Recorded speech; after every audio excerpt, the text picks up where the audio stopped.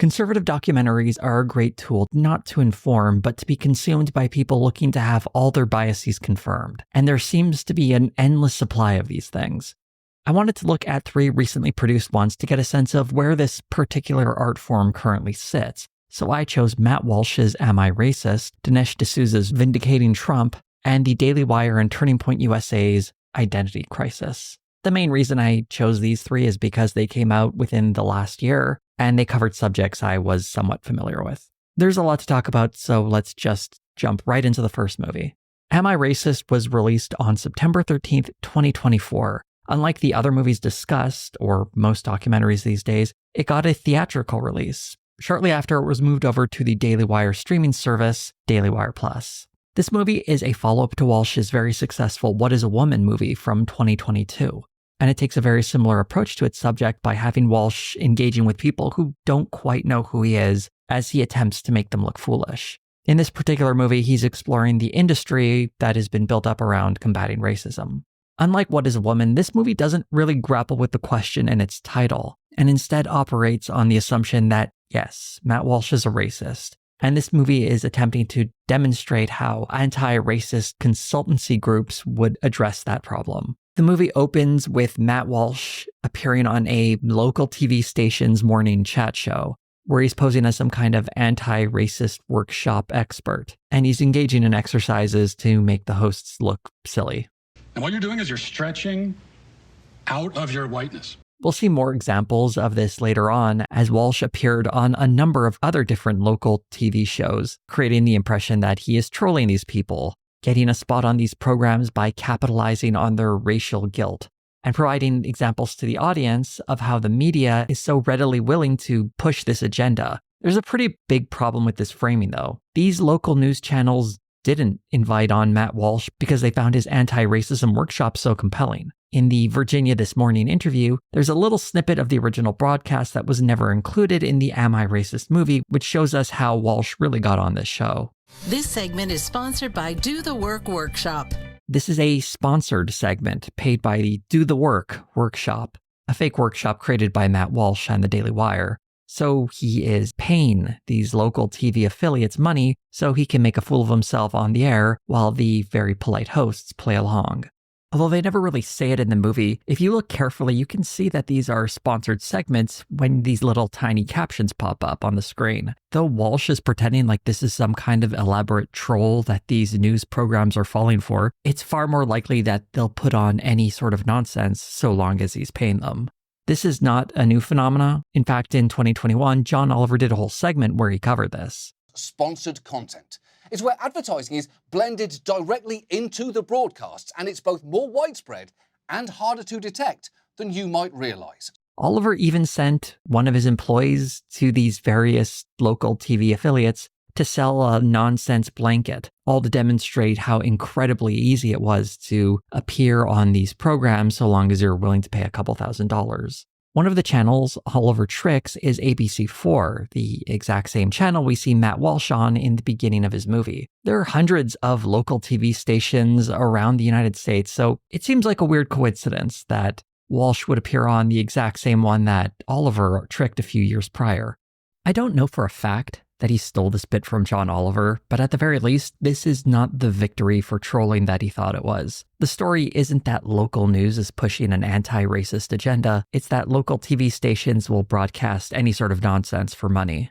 Also, just as an aside, Matt Walsh and John Oliver's employee aren't even the wildest guests to have appeared on ABC4. They did a whole segment in May of 2023 where they talk about how they had one guest on who was selling a children's book about how their child dealt with the grief after their father passed away. Later on, the author of this book was actually charged with murdering her husband. We have so many people who sit right here, Nisha, every day, and we don't necessarily know their background or what's happening in the last few years of their lives.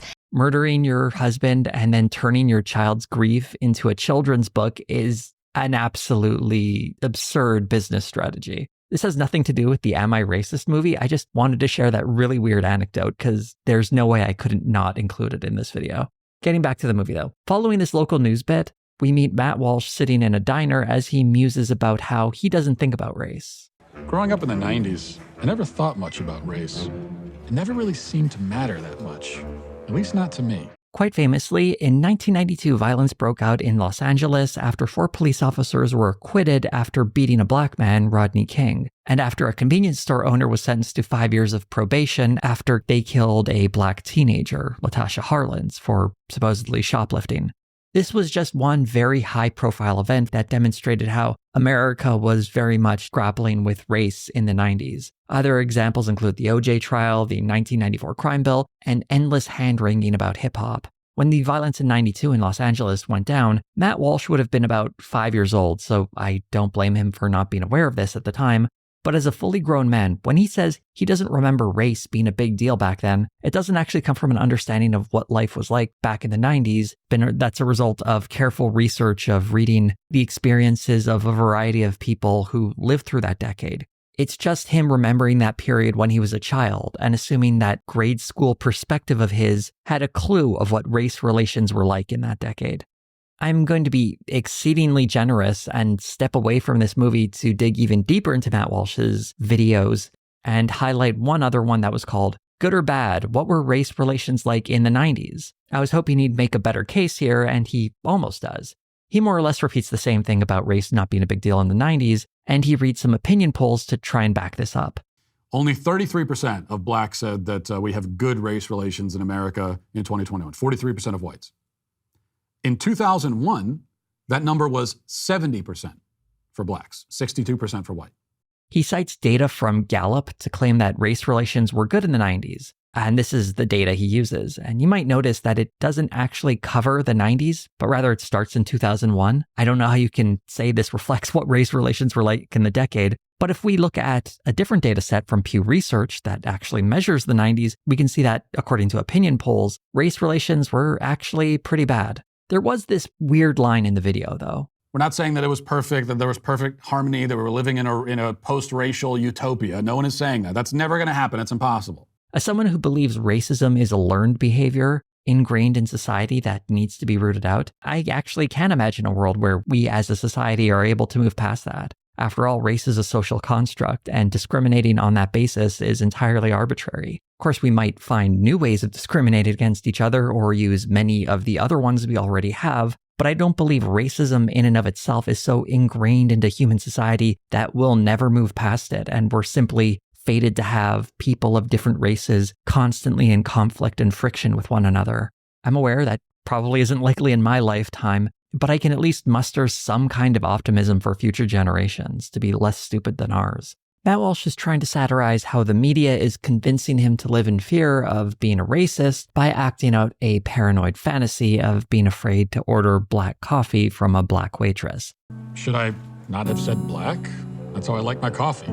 I don't like cream. Is that so wrong? I guess this is meant as a joke, a parody of how liberals supposedly live in fear that they might be called racist over something. Well, I've never heard anyone express anxiety this extreme where they're genuinely fretting over ordering a cup of coffee. It's not entirely alien, but the place I hear it most is in conservative circles where they will constantly decry that they aren't able to say anything without being called racist. If you are someone who feels this sort of anxiety, I would suggest just make some more non-white friends and do your best to realize that ordinary people are not putting every word you say under a microscope.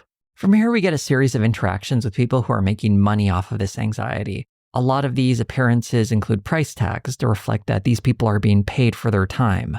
This is meant to underscore that this is all some kind of racket, a way of bilking people for their money to fix a non-existent problem, in this case, a person's own racism. A big section of these interactions Matt Walsh has is him trying to be funny. Usually, he does this by interrupting people. Dig a little bit. I'm sorry, I forgot one other thing I wanted to promise the black community. That's what I was going to say. Right. Please allow her to finish. Sorry. One more interruption, Right, I'm going to folks? have to ask you to step out again. Everyone more or less humors him and tries to give him space to be awkward and weird. In this particular instance, though, after several minutes, they eventually ask him to leave. My name's not Steven. Maybe you already knew that. My name is Matt Walsh. We know. A similar thing happened when he attends a racist dinner. This country is a piece of shit. Oh my goodness. And they know that you're not doing shit for them. That's so important. That is so important what you just said. Is he an actor? Are you an actor?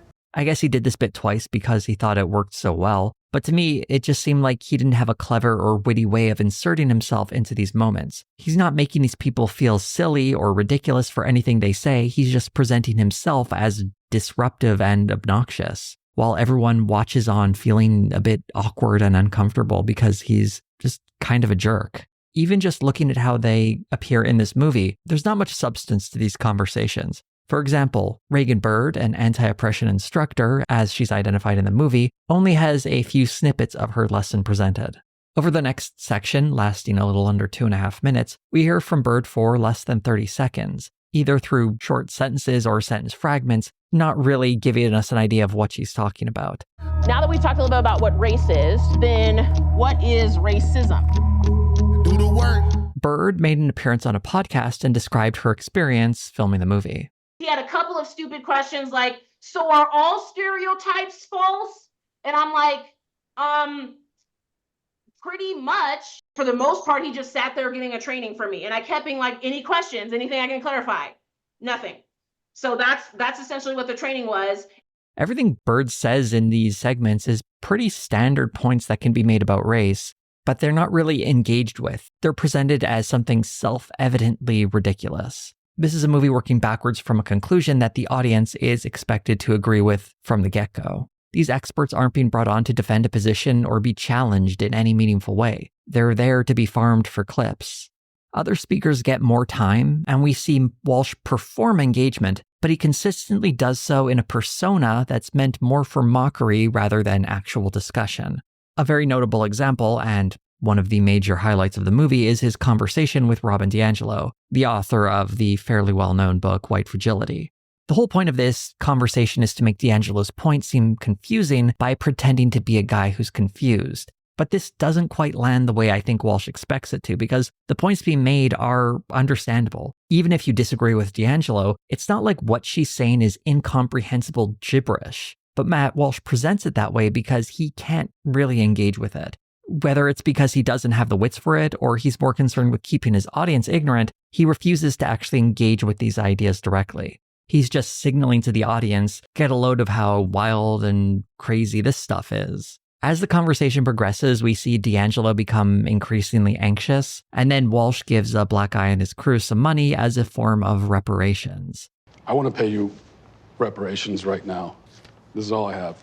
That was really weird. DiAngelo awkwardly goes along with it. That's all I can say. Oh, well.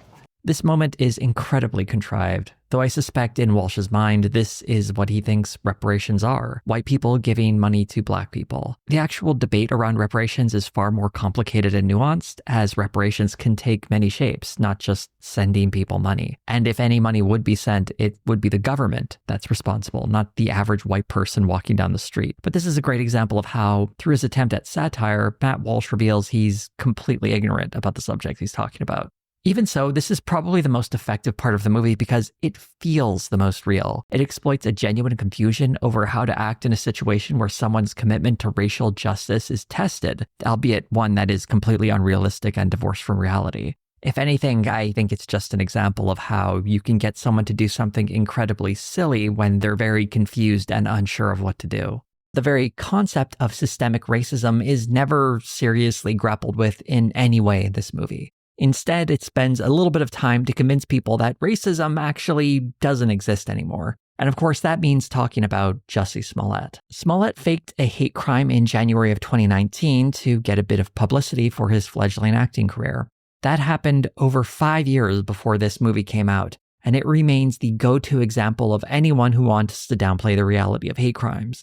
According to the most recent data from the FBI, there were 12,355 hate crimes in 2023, with 6,307 of those targeting people because of their race. With all those hate crimes, though, you would think they would find a new one to use instead of constantly bringing up Jussie Smollett. But this documentary is too lazy to even try to do that. Walsh interviews Wilfred Riley to talk about how there are, in fact, other crimes out there too, and perhaps we should focus on those instead of hate crimes. And also, maybe those hate crimes are fake. People report these crimes because they know the response will be immediate.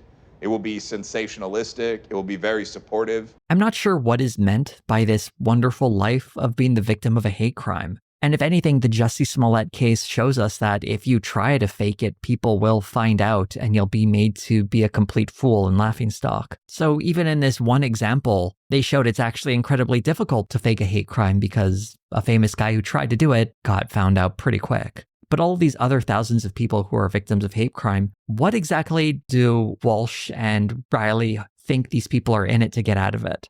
Not everyone is an actor hoping to get their story in the public eye to boost their career. Some people are just victims of hate crimes. This section is probably the closest the movie gets to engaging with the idea of racism in any systemic fashion. And even then, it is entirely fixated on personal experiences, because this movie is fixated on understanding racism as simply the actions of individuals rather than systemic forces that people live under every day. For those unfamiliar, systemic racism is defined as the oppression of a racial group to the advantage of another as perpetuated by inequity within interconnected systems, such as political, economic, and social systems. Plenty of books, things that Matt Walsh claims to have read for this movie, describe systemic racism and how the history of oppression within the United States has created gaps in generational wealth, disparities in criminal justice legislation, and limited educational opportunities that persist to the present day. When Matt Walsh starts going out into the world and talking to regular people, he meets a random black guy and describes systemic racism like this. Well, the whole country, the system is racist. If Walsh had instead asked that man if he thought his life would be different if he had been born white instead of black, do you think he'd get a different response? Even if you feel like you would be the same person, I think it's indisputable that living in the United States as a white person is a very different experience for someone living as a black person. Walsh here is deliberately obscuring what systemic racism means because he either can't explain it, or if he tried to explain it, people would be more willing and able to engage with it in an honest way. None of this documentary is set up in a way to make anything understandable. It's created for a very specific audience who already hates the idea of anti-racism as some kind of message to support. That becomes achingly clear when we see Matt Walsh's liberal persona seeming hopelessly out of touch when he speaks to the average person on the street completely disconnected from all of this. What are you doing to decenter your whiteness? What do you mean decenter it? Take it away from the center. Matt Walsh doesn't seem to realize how segments like these are completely undermining the point he was making. One of his main theses in this movie is that people are being brainwashed by the media to buy into all this leftist nonsense about systemic racism. Yet when he speaks to people, they have no idea what he's talking about. If perhaps he spoke about police brutality or being denied a loan or more concrete examples of racism, he might have gotten a different answer. But all he's done here is show that academic jargon isn't a useful way of discussing the real-world problems a person might face, which I thought was a completely obvious and well-known fact. Even if he doesn't fully understand this terminology, or at least pretends like he doesn't understand it, the fact that he knows what it's intended to discuss says a lot more about him and the audience who finds this whole shtick amusing. In an article for The New Yorker, Vincent Cunningham wrote, "It shows Walsh to be as much of a grifter as the admittedly quite shameless D'Angelo and her well-paid lesser-known ilk. Just like them, he is playing to a small audience of largely white professionals, often deranged by paying too much attention to the worst and stupidest parts of the internet. If the high-priced workshop crowd has the left flank covered, Walsh is shoring up the right. But these two types often work at the same corporation or selective university and follow the same Twitter accounts. They clash over politics, then send their kids to the same schools." If anything, this serves as a wonderful example of how the right doesn't have real solutions. Even if it can highlight a potential problem of the consultant class creating an anti-racism industry that fixates on personal growth, their solution to that problem is to just say that racism doesn't exist. A better response, and one you might see on the left, is that this very well-meaning energy of wanting to end racism would be better channeled not towards these individual seminars, but rather channeling that energy towards social improvements, where we can make broader systemic changes. For example, the ACLU makes recommendations for eliminating student debt, introducing postal banking, better access to broadband internet, and various other big initiatives that would disproportionately help marginalized communities, helping to eliminate or reduce their systemic disadvantages. In an interview, Matt Walsh described how this movie was about interviewing subjects and getting them to let their guard down to expose their extreme ideas. So that by the end of it, you can see that like this leads to some pretty dark places. The scenario at the end of the movie with Matt Walsh's workshop is supposed to represent that culmination of these ideas, with the darkest moment probably being when Walsh asks people to whip themselves. The issue with that is that this workshop is a parody of the ones he went to earlier. Several people walk out of this workshop, something that didn't happen in any of the other ones he went to. But Matt Walsh needs this imaginary scenario because he needs to make this all seem so much worse than it is. Expensive workshops and dubiously qualified anti-racist educators can be a problem, sure. But if the worst case scenario is that some wealthy white people get conned out of some cash and a few people feel awkward ordering black coffee, it doesn't seem to be quite the problem Matt Walsh is pretending it is. It also highlights the role imagination plays in all of this. Finding these workshops, not really understanding them, and concocting this horrifying imaginary scenario is a big part of why this movie ultimately means a whole lot of nothing.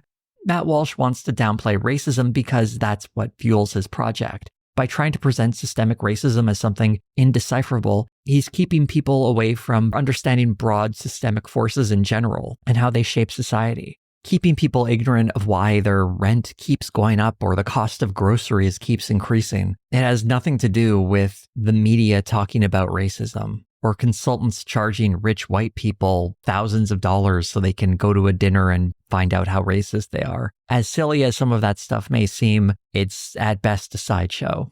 Walsh may not be clever enough to realize that he's part of a project that's designed to keep people from thinking about the broader social forces at play and how wealthy people fund think tanks, politicians, and legislation that ensure that they get richer at the expense of everybody else. But make no mistake, whether or not Walsh knows that's going on is irrelevant. The reason his media company was funded by a billionaire and continues to raise funds from wealthy investors is because they find them incredibly useful. The Daily Wire likes to pretend they don't get any money from external sources, but as described in an article in Axios, Daily Wire raised an undisclosed round of capital in 2023 at a valuation well north of $1 billion.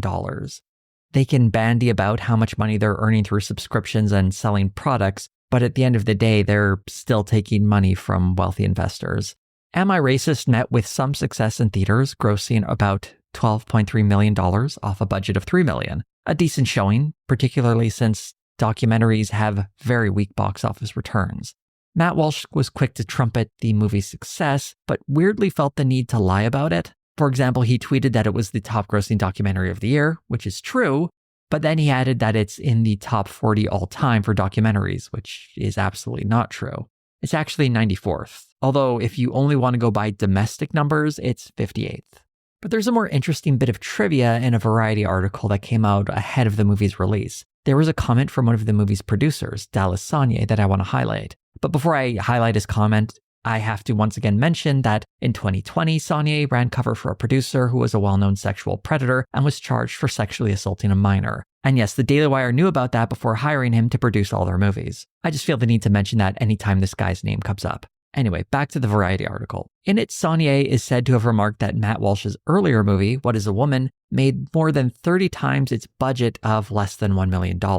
Somewhere that figure would probably make it around about $30 million, maybe a little bit under that. I can't help but look at Am I Racist's far lower numbers and think it looks like less of a success. What is a Woman was directly released to the Daily Wire Plus streaming service, and that's honestly a much better tool for earning money for the company, it seems. But the reason this was released in theaters, I believe, is because this company desperately wants mainstream acceptance. Ironically, even though they really wanted to be accepted by the mainstream by going to theaters, it's far more mainstream for documentaries to go straight to streaming services. And usually they take the shape of a limited series rather than a movie. For however many tickets Am I Racist might have sold, it doesn't have the same place in public consciousness as Tiger King or Making a Murderer, two documentaries that the average person is a lot more likely to have heard of than this one starring Matt Walsh. But there's no denying the movie, for all of its faults, had a level of success most other conservative documentaries failed to reach. Speaking of which,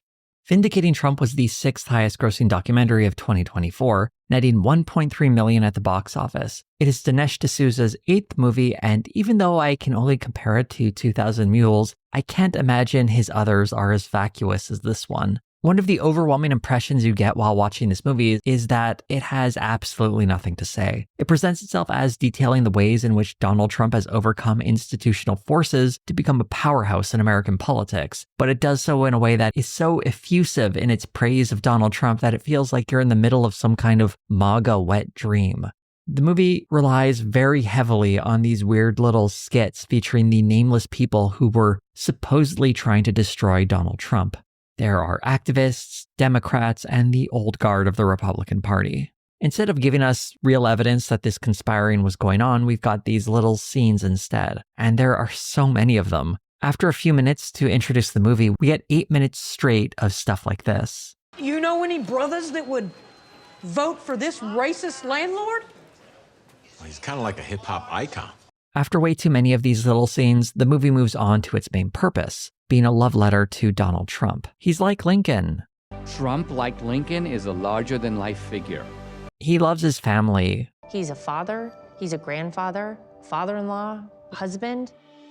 And he eats hamburgers. They don't want to eat a hamburger anymore with fries and a Coke.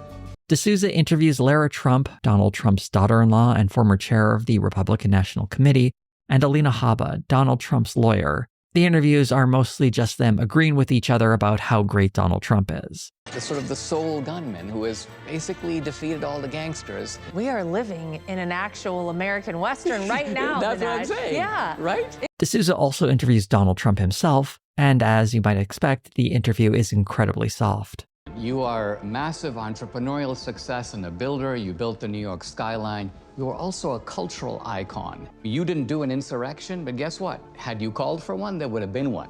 There's a real challenge to address this movie because of how little substance it has. So much of this movie is just Dinesh D'Souza and his interview subjects fawning over Donald Trump. It's not even doing a particularly good job of it. It's kind of embarrassing watching a grown man fall over himself to praise a politician. At just over 28 minutes into the movie, we finally get some actual substance when a number of supposed assassination attempts are described. A political assassination, a legal assassination, and an actual violent assassination attempt. A lot of these points are very tired and have long been debunked. For example, when the FBI raided Trump's Mar-a-Lago home to recover confidential documents he refused to turn over, a lot of noise was made by the right about the FBI being allowed the use of lethal force if necessary. Imagine that. Lethal force. This is just standard operating procedures of the FBI within their documentation. The stock footage of heavily armed men is not taken from the actual raid, but to create this impression that this military group are going in guns drawn, demanding the documents be handed over. And there is one line that stuck out to me in this. I was sitting with the president when the raid was happening, and I got to tell you, he was calm as a cucumber. Somebody that does something wrong, they're not calm in those situations. Donald Trump was not present at his Mar-a-Lago home when this raid was going on. He was watching it happen from a feed in New York City. This little section is pretty standard for this movie, though. It exaggerates the threats to Donald Trump and then presents him as some kind of brave hero facing them down.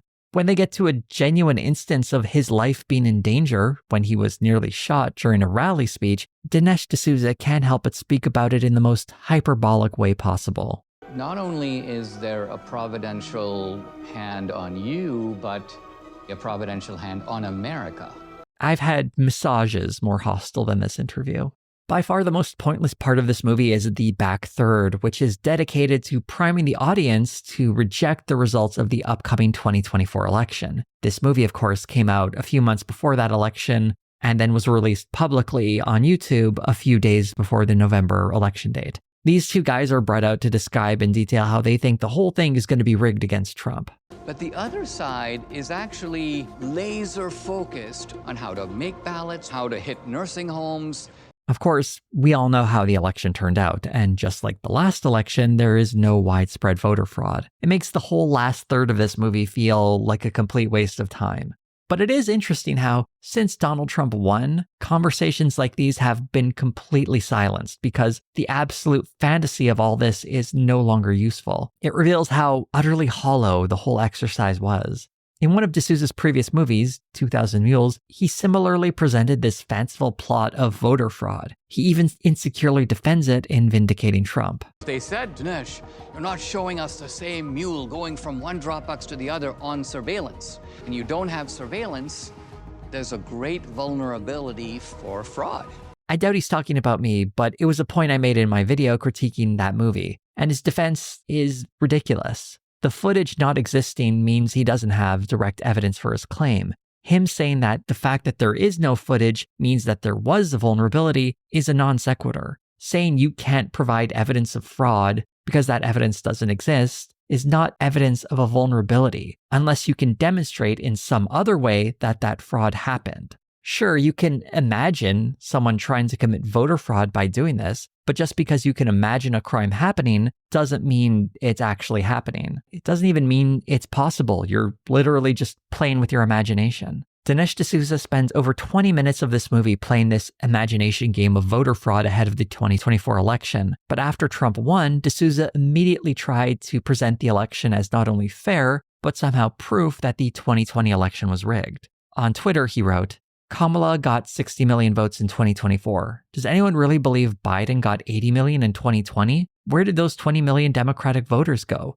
The truth is, they never existed. I think we can put the lie about Biden's 80 million votes to rest once and for all. First off, Kamala Harris got 75 million votes. I would think an election investigator like him would realize that totals aren't fully counted on the day of the election. But putting that aside, does he think that the Democrats just forgot to fix the election again? Especially since Dinesh D'Souza went to all the trouble of imagining this plan that they could totally pull off and they were definitely going to do in his movie. The truth of all of this is that D'Souza is completely full of crap, and he spreads election denialism on flimsy evidence when there's political gain to be had. D'Souza is so full of crap that in December of 2024, he publicly apologized for misidentifying a Georgia man as a supposed mule of election ballots in his 2000 Mules movie, following a lawsuit. An article described the situation. Gwinnett County resident Mark Andrews is seen in one of the videos, his face blurred, putting 5 ballots in a drop box in Lawrenceville, an Atlanta suburb. As D'Souza says, what you are seeing is a crime.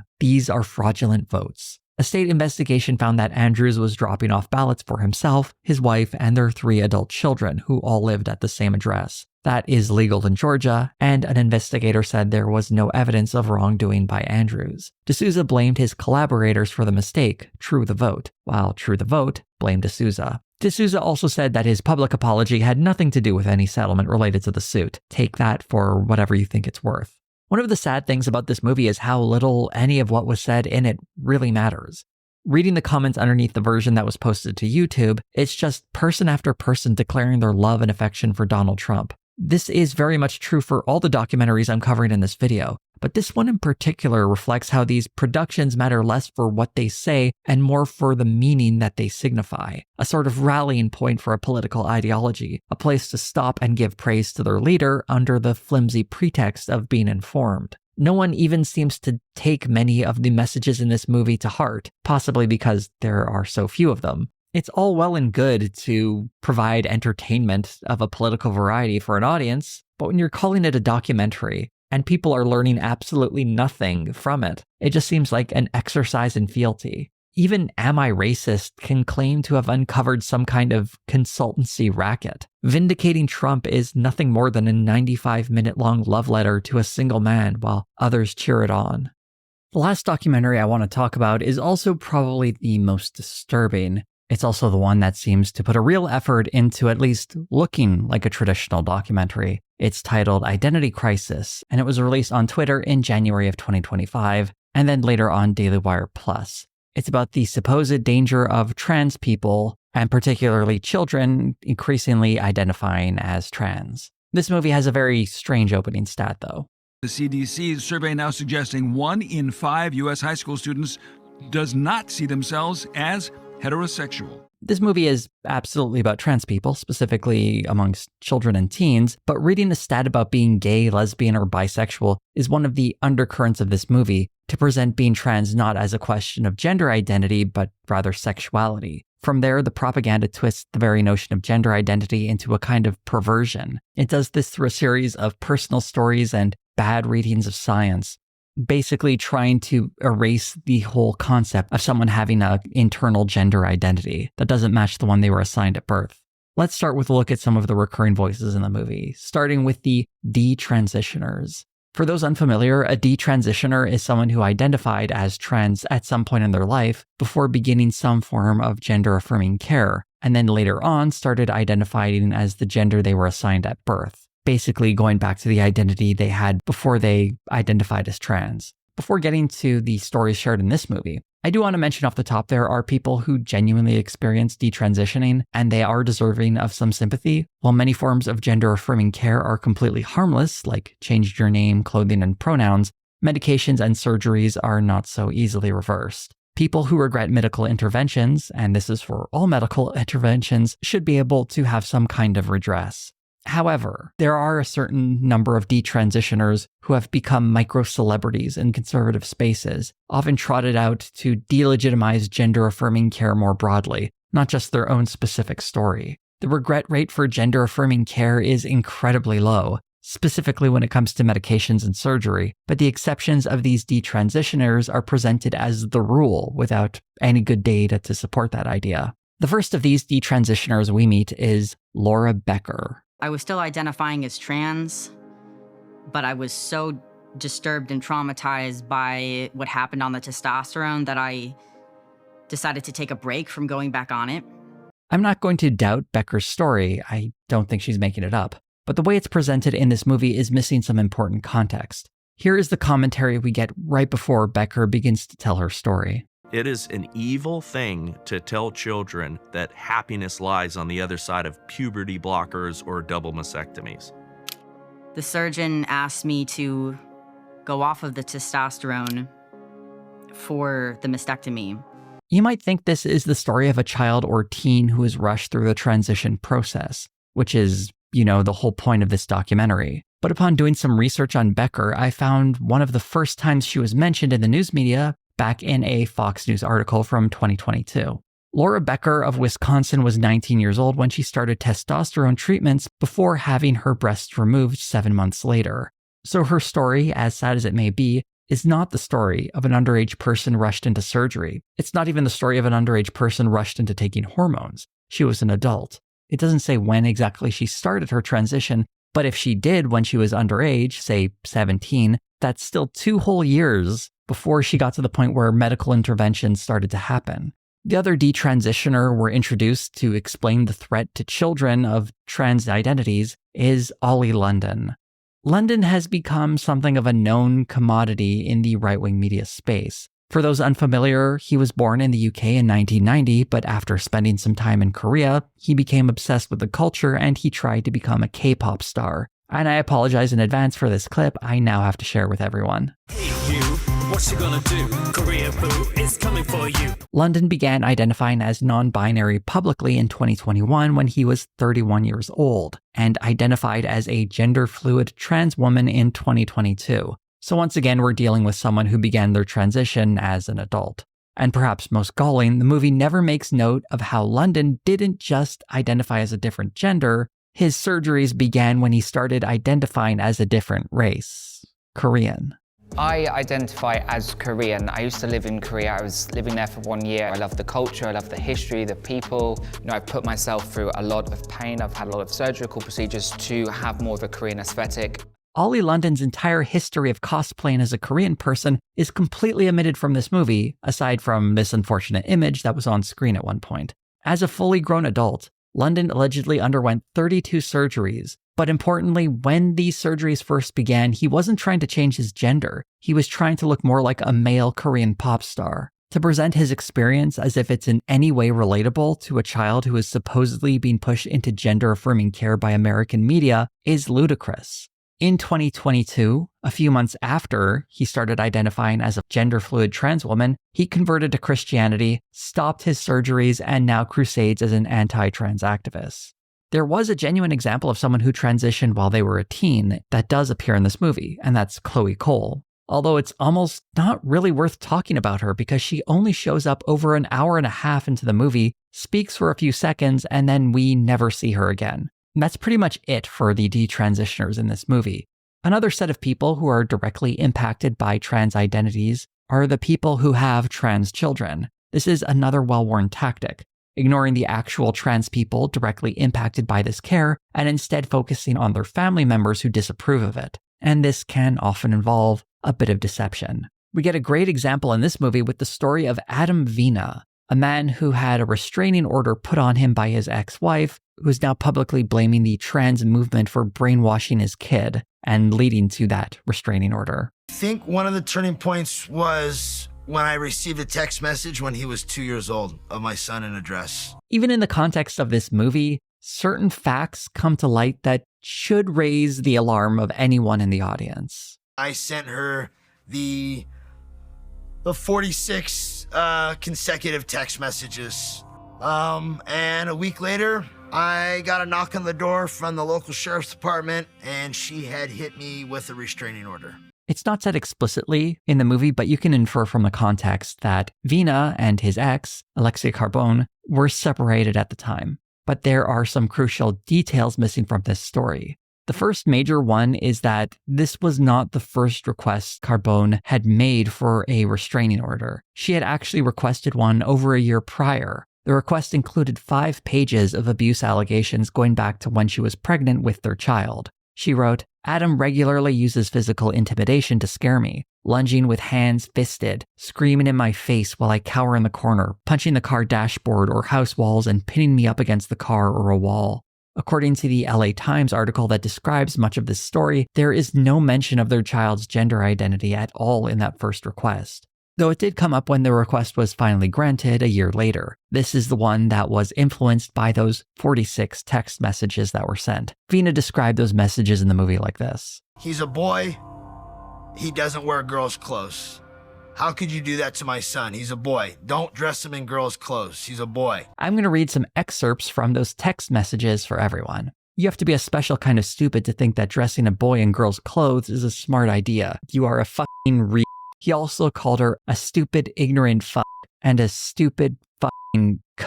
Also in this article, I was blown away by a comment from Vina's lawyer, Ravi Bendapudi, where he was commenting on the messages. He's got away with words. It was rude. But considering what he was going through at the time, like I said, she's lucky that's all he did. He then goes on to stress that Vina never got physically violent. The article also goes over court records to show that Vina was having outbursts in front of a judge during legal hearings regarding the restraining order, including one instance that required deputies to be called in. Vina violated the first restraining order, and when a second one was going to be put on him, Vina willingly gave Carbone sole legal custody of their child. 2 months later, Vina allegedly showed up at the child's school unannounced, and then a second restraining order was granted. Adam Vina claims this article in the LA Times is unfair because it makes him look like a monster, but in the movie he doesn't provide any details on what it might be missing. I tried tracking down what he might mean, and I came across a podcast where he describes how the judge ruling over the case was compromised because he was part of the AFCC.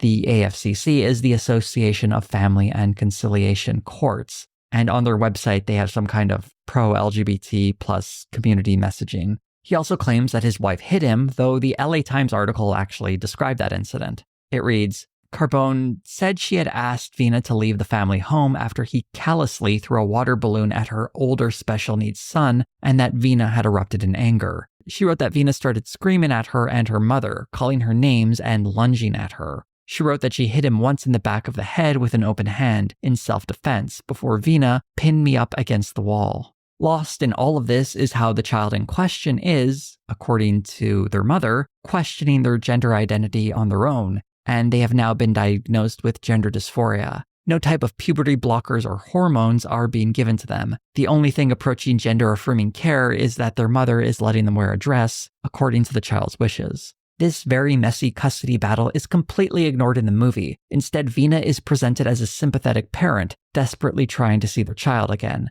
The abuse, the threats, and the repeated violations of restraining orders are never mentioned. This whole project has created some odd allies, though. In another part of the movie, Becker describes growing up as a tomboy, and later in her life, she described growing up with an abusive father. He started becoming severely verbally abusive to me on a chronic basis. Her father's abuse isn't described as being related to her gender expression, although Ollie London would describe his father in that way. I would always want to do girl things. He wanted a manly man. He wanted someone that was just like him to go on camping trips. He really was very emotionally abusive to me because of that. Neither of these two transitioned as children, and I'm certainly not trying to say trauma turns kids trans. Rather, it shows us that these people had an unfortunate past where they constantly felt uncomfortable because of a rigid adherence to gender norms and the actions of abusive parents. Yet, someone like Adam Vina, who has a history of abuse, who wants to enforce strict gender norms on his child, is presented as a sympathetic figure, when he resembles more the villains in the personal stories of these detransitioners. There's even one moment where we see Becker and Vina talking together about this supposed trans menace. This is all happening at a GenSpect conference. GenSpect, for those who don't know, is a group that opposes gender-affirming care, directly contradicting the broad medical consensus. And the fact that these two are meeting at that conference encapsulates so clearly what this movement and what this movie is really about. It's not providing children with love and support. It's just reflexive opposition to gender-affirming care, even if that means empowering the stories of abusive people and placing them alongside victims of abuse. Throughout the movie, we are peppered with brief appearances of supposed authority figures on gender-affirming care. Many of these talking heads are internet personalities like Bryce Eddy or Chaya Raichik, and honestly, these people are not worth describing individually, especially when we get occasionally people with real credentials, though these doctors are, without exception, working with either GenSpect or the American College of Pediatricians. The ACP is classified by the Southern Poverty Law Center as a hate group and has long advocated against birth control, abortion, and LGBT rights. For all the complaints about activists taking over medical institutions, every single expert in this movie has spent years working as activists, only for anti-trans organizations. Yet, unlike the supposed activists they decry, they lack any real scientific support for their claims, and the few papers they do cite lack any real heft to them. While these credentials are used to bolster the position of these speakers, it's quite clear that the movie does a terrible job in presenting science. Here's an example from Colin Wright, an evolutionary biologist who has long been an opponent of gender-affirming care, particularly towards minors. We simply don't know what happens when you block a child who would go through their natural puberty at the normal window and they would in their development. There actually is quite a bit of research on the effects of puberty blockers and how their effects are reversible. Using natural in this context doesn't really make sense, since precocious puberty is also natural, but it's something that has long been treated for the health of the child afflicted by it.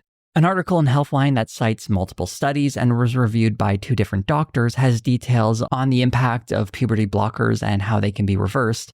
It closes with the very clear lines, if a person stops taking puberty blockers, puberty will begin. If a person also receives hormone therapy, the effects of puberty will be aligned with their identity rather than the sex they were assigned at birth. Wright actually addresses hormone therapy in the movie in a very confusing moment. 97+% of kids who are put on puberty blockers will go on to take cross-sex hormones. I looked up the study they showed on screen here that supposedly supports the 97% stat, and this paper just doesn't say that at all. It's a paper on children who socially transition, that is, change their name, pronouns, and clothing to match the gender they identify with. The conclusion of this paper reads, socially transitioned transgender children who are supported in their gender identity have developmentally normative levels of depression and only minimal elevations in anxiety, suggesting that psychopathology is not inevitable within this group. It's a nice little paper about how socially transitioning helps the mental health of trans kids. There's no mention of puberty blockers at all. I don't know why this is being referenced. Here's another example from Quinton L. Van Meter, a pediatric endocrinologist and president of the American College of Pediatricians. He tries to contradict the evidence of the suicide risk for people who identify as trans. The incidence of completed suicides is the same in the transgender child as it is in the child with anxiety or depression. The paper here, at least, says what Van Meter is claiming it is, but the paper itself is deeply flawed. Aaron Reed, a trans journalist, spoke to Dr. Meredith McNamara from the Yale University School of Medicine and epidemiologist Gideon Meyerowitz-Katz. A big problem with this study is the data it uses. The data set combines diagnoses of gender dysphoria in children and gender identity disorder in children. The gender identity disorder diagnosis was actually replaced by gender dysphoria when the DSM was updated, But it was more than just changing the name of a diagnosis. How people are diagnosed was changed. So you have two different groups of people receiving different diagnoses who are treated as one homogeneous group, which is already deeply flawed. The study also over-controls for suicide by controlling for visits to psychological specialists. What's actually happening is that visits to psychological specialists is a variable that is intrinsically connected to being diagnosed with having gender dysphoria. The article provides a great comparison to explain what that means, using an analogy of how the variables are connected. I'm putting on screen which terms were swapped for which, and the article explains it like this. If one wanted to erase the impact of CO2 on climate change, for instance, you could control for ice thickness and claim that it's actually polar ice that determines the temperature of Earth rather than CO2 output, even though ice thickness and temperature are intrinsically connected. I hope that makes it clear the sort of game that's being played here with the variables. Noted online troll Chayaricek brings up an infamous Swedish study from 2011 that claims gender reassignment has no impact on suicidal tendencies. Persons after sex reassignment have considerably higher risks for mortality, suicidal behavior, and psychiatric morbidity. The data they're isolating is an apples to oranges comparison because it's comparing cisgender people and trans people who have undergone surgery and looking at the comparative suicide rates. It, at best, shows us how gender-affirming surgery doesn't eliminate the possibility of suicide, and its conclusion very clearly outlines the need for a broader care for trans people. It reads, "Our findings suggest that sex reassignment, although alleviating gender dysphoria, may not suffice as treatment for transsexualism and should inspire improved psychiatric and somatic care after sex reassignment for this patient group." The doctor who produced this study, Dr. Cecilia Dejny, has said in an interview, "People who misuse this study always omit the fact that the study clearly states that it is not an evaluation of gender dysphoria treatment. If we look at the literature, we find that several recent studies conclude that WPATH standards of care, compliant treatment, decrease gender dysphoria and improves mental health." Here's another statement she made 8 years ago during a Reddit AMA. "I have said many times that the study is not designed to evaluate the outcome of medical transition. It does not say that medical transition causes people to commit suicide. However, it does say that people who have transition are more vulnerable and that we need to improve care. I am happy about that it has also been seen that way, and in those cases help to secure more resources to transgender healthcare." These comments are from years ago, yet we still see the same misinformation on the science being trotted out again and again. Even if you think Dr. Dejny is wrong about her own research, ignoring her repeated statements about how it's being misrepresented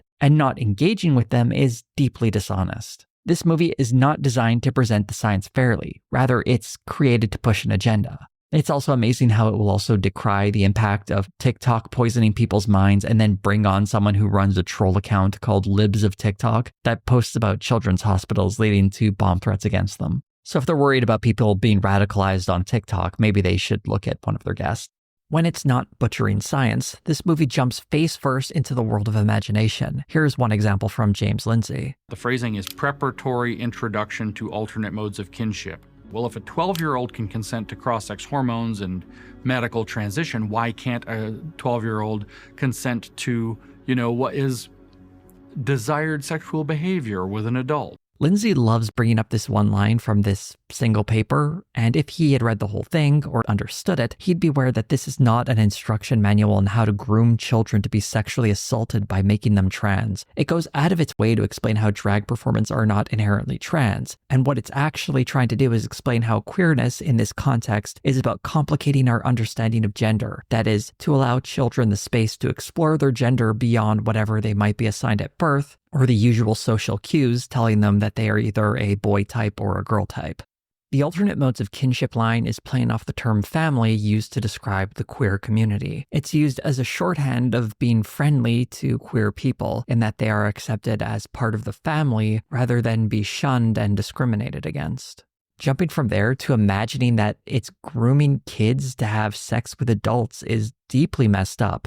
You have to make so many leaps to assume that's what this is saying that it's an incredibly dishonest reading of this article. But these are the imaginary threats that need to be created when someone has no real-world evidence. This is why we had that early stat about people identifying as something other than heterosexual. By presenting trans identities as sexual orientations, it sexualizes children in a way that is deeply disturbing and also a complete lie. But this is the sort of lie that people need to believe in order to demonize trans communities. The last part of this movie I want to briefly touch on is something I can't really show you on YouTube. It's many, many disturbing images and videos of people who are undergoing gender-affirming surgeries. These videos, like any video of surgery, are very uncomfortable to watch. And the reason they're included is to associate trans people with something grotesque, and to act as though surgery is mutilation rather than a medical procedure. This is just a nonsense emotional gut punch. I could find images and videos that are just as or even more disturbing of people having surgery to remove cancerous tumors. That doesn't mean that people with cancer shouldn't get surgery. All it really means is that looking at the surgery is deeply unpleasant. Much like watching someone siphon shit out of a backed up colon, these 3 documentaries were also unpleasant to watch. But I hope this little look at the 3 of them will give you a sense of the type of propaganda being cooked up on the right and how utterly bereft of ideas they are. Constant across all of these movies are these absurd fantasies they are dedicated to propping up about media companies pushing fictitious structural racism, fantasies of these elaborate conspiracies against Donald Trump and him bravely fighting back against the forces of darkness, or the imagined threat of trans-affirming adults corrupting children for nefarious purposes. These fantasies almost never come into contact with the real world, and when they do, they have to come in very obscured and misshapen versions, because if they were actually placed in the real world and held up to a higher standard of scrutiny, they would immediately dissolve. Which is why these movies need to keep people immersed in this propaganda, selling them the fear of DEI workshops and teachers who are from the LGBT+ community, using these slick documentaries to keep people angry, not on the people who are really making our lives difficult, but a threat that exists entirely in their imaginations. When I think of the last video I did on conservative documentaries, I'm really amazed at how they somehow have gotten worse. The last bunch I did were also filled with a lot of deception and lies, but at least they tried to present evidence and make real arguments. Aside from the last one of these 3, there was so little to really debunk, and it really feels like this is just the direction conservative media is moving into, recycling narratives and imaginary scenarios to keep people upset, and doing away with the pretense of trying to gather evidence and telling stories that are grounded in reality. It's like the lesson that was learned by these filmmakers is that to convince their audiences, they don't really need to try that hard. It's more about the number of movies they make rather than the quality of them. But if you're someone who appreciates quality over quantity, do consider becoming a patron for my YouTube channel, like the very fine people whose names you see coming up the screen right now. In addition to early access to videos, you'll get your name in the credits and the odd bonus I throw in every now and again, plus the knowledge knowing that you're helping this channel go just a little bit longer. If you would like to help in a non-monetary fashion, you can like, comment, subscribe, hit the bell for notifications, and share this video on social media. Thank you all so much for watching.